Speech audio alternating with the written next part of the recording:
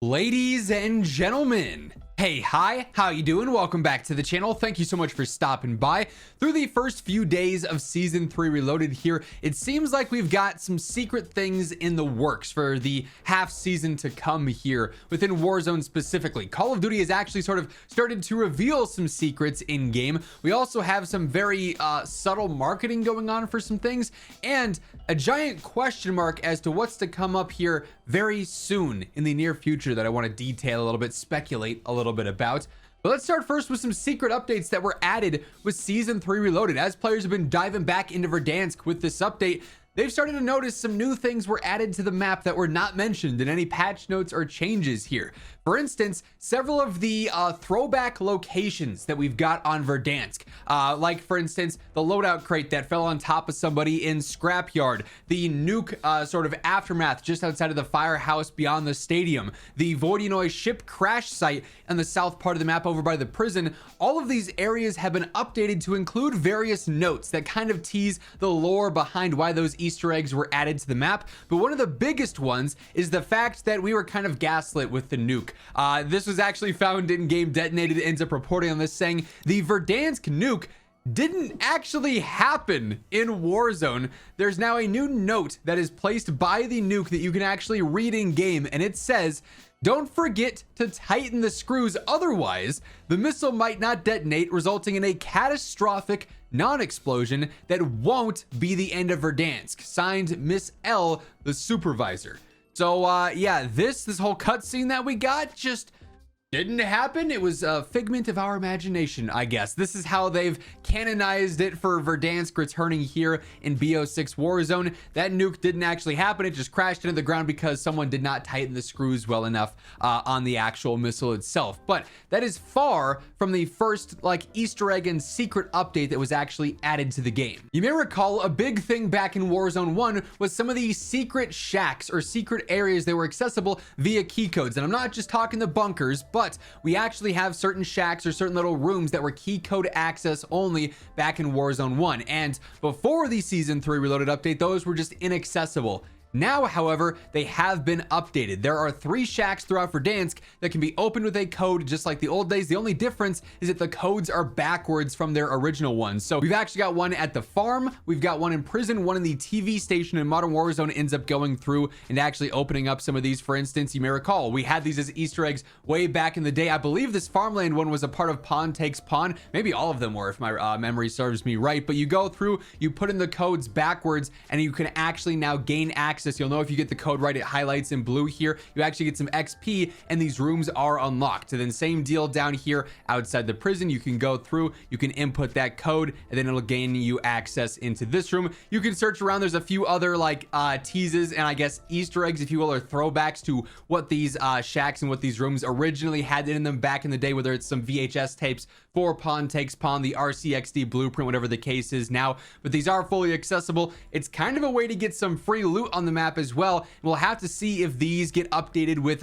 future patches as well, if they end up going through and they add anything to these rooms that are maybe Easter egg or lore oriented. So it might be something we have to revisit with every single major update that Warzone gets here going forward with season 4 reloaded, and so on. But we also have several other secret updates, it seems like, to come, one of which was actually just revealed, but there's also still a lot of confusion going on with what's going to happen towards the end of season 3 here, and I want to detail that a little bit as we do so. If you guys enjoy the video, a like rating is always seriously appreciated, and if you're new to the channel, you want to guarantee that each and every single day you were in the know for everything going on in COD, this is the place to be. So feel free to hit that subscribe button and turn on those post notifications. So I actually noticed this at first when we were going through and detailing the season 3 reloaded reveal blog, because I thought this was particularly interesting. When it comes to the half season, they typically preview everything up until the very end of the season, right? And if I go through and actually open up my calendar here, season 3 is currently set to end on the 28th / the 29th, most likely, right? Like typically the seasonal updates happen on Wednesdays and Thursdays. So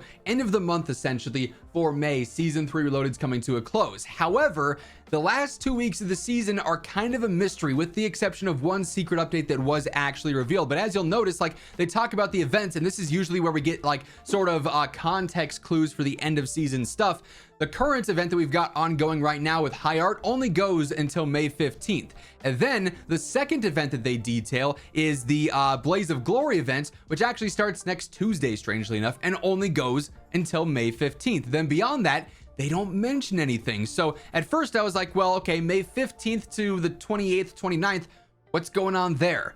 That's what's a little bit strange. We know there's some updates to come that we'll talk about in just a moment, but are they leaving that sort of, area open for potentially some surprises? And that's something to keep track of. Obviously, it's something I'll be watching closely in the coming days and weeks, but I think it is particularly interesting that outside of one update that's coming, they haven't detailed anything beyond the 15th. So there's a 2-week time period where it's just kind of a mystery, which is typically not the case for seasonal updates.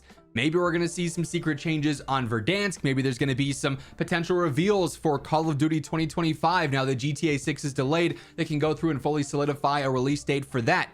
Time is going to tell, but it's something I am keeping my eye on very closely. However, we do have a little bit of info on one thing to expect in those final few weeks from the 15th towards the end of the season, because with no real marketing or anything, Call of Duty did upload a new blog detailing Military Appreciation Month, and with this they actually talk about a brand new event going on. So we had this on the original roadmap for season 3, but then in the Season 3 Reloaded blog, this wasn't mentioned at all for whatever reason. But with this, we do have a new Call of Duty endowment pack coming to the store in the near future here. It's going to be the United Force Tracer pack. I won't lie, the skins for it actually look pretty cool. But in addition to that, starting on the 15th, we're also going to see the Call of Duty Endowment Got Your 6 event. And this is going to last from the 15th to the 29th. So that is presumably the confirmed end date for season 3 and the start date for season 4. They say this Call of Duty Endowment Military Appreciation Month presented by USAA become the ultimate teammate while supporting the endowment's mission to place US and UK military veterans into high quality jobs. From May 15th through May 29th, earn in-game rewards across Black Ops 6, including zombies, and Warzone while covering your squad's 6. They don't really detail what's going to happen with this event, but I imagine we'll get some information on it in the days leading up to it, so we'll have to stay tuned for that. There's also going to be the Kane Brown High Road Challenge that was subtly revealed here. From May 9th until May 14th, there's going to be the ability to earn this exclusive calling card.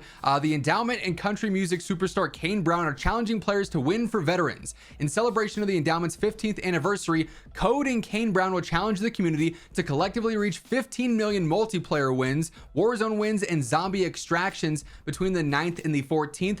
If the community reaches 15 million wins across these modes, players will unlock the KB High Road calling card inspired by Kane's High Road tour. Stay tuned and follow the endowment for more details. So we've got that coming up. Basically, everyone's going to get a free calling card, but then also this event is quite literally the only thing we know about for the entire last 2 weeks of this season. So very strange that there is so much mystery surrounding that. As we get into new details, though, or they perhaps reveal some end of season plans, I'll be sure to keep you guys in the know, so stay tuned for that alongside everything else going on in COD by hitting that subscribe button and turning on those post notifications. And if you enjoyed this video, a like rating on your way out would be really appreciated. But once again, thank you so much for tuning in, and until next time, take it easy, have an awesome rest of your day, and I'll catch you later. Peace out.